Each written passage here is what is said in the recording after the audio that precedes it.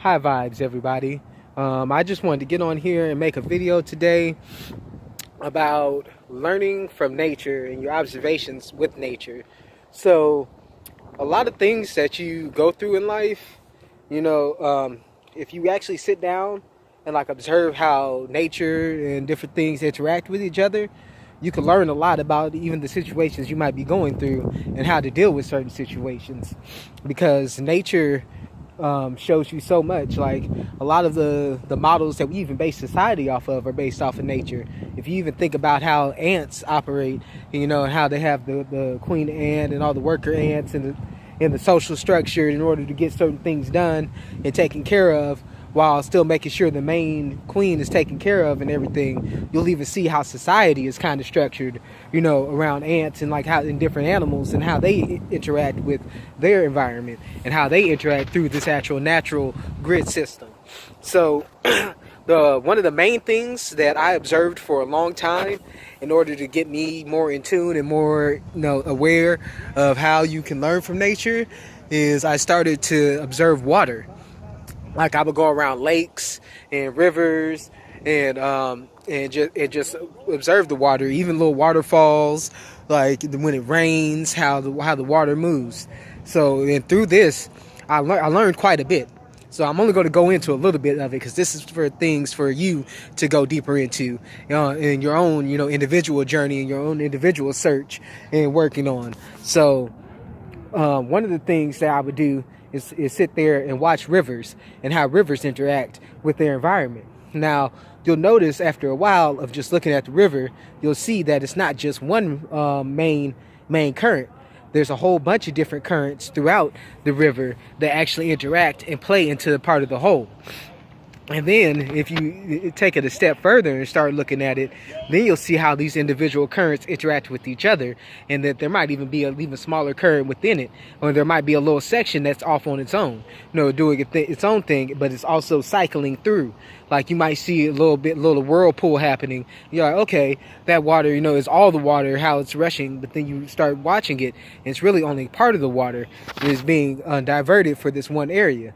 And you never know. It might be so that it could carve out an area of the land to do certain things. Like different animals might even help to direct this flow of water in order to get their habitat and their environment to the way that they want to have it. So just those little basic observations, if you actually take your time and just really observe it and, and go within as you're observing it to see how does that even interplay with how you might react to different things. Like you see the water crash against the rocks and everything, and you're like, okay, that's that friction because the rocks are stopping the current. But really and truly, when you look at it, you can see that it's not stopping the current, it's only changing the current, because the current will not stop. It's still going, it's ever flowing. It's just a little obstacle in its path, and over time, those obstacles wear down, they become smooth, they're not as jagged anymore, they don't hurt as much. So that even shows as long as you keep trying at it, at first it might be rough, it might be a little hard, you might even feel like you might got hurt on certain things when you first start out doing different things, but over time you'll see it actually does help you in the end, in the overall picture of things, because after a while now those rocks aren't as jagged, those obstacles that they weren't hurting you, they're more smooth, you're able to just kind of flow over them, and it's not hindering you, but it might even cause to where once you get over it, you get an extra surge, a boost, little extra speed, a little extra momentum on top of whatever you're already currently doing. So as you're going through and making these observations, just start thinking about how do these things interact with me and my environment? How is it interplaying with what I have going on? But not only that, look and see when you observe different parts of nature, because I was just talking about water, and that's only one element. And that's not even like all of nature, because just you could look at the dirt, the animals, the trees, just everything that happens within nature as something for you to be able to learn from and to grow from. Yeah, so when you are looking at all the different aspects, there's all kinds of different aspects. There's the animals, the trees, the air, the wind, the fire, the earth, plants, everything that actually plays into nature and how nature interacts with everything.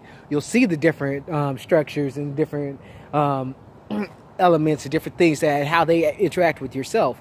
And not only how they interact with you, you have to be also thinking about how they interact with society. How does it interact with different people? How does it, how does this relate to what's going on within you and without you?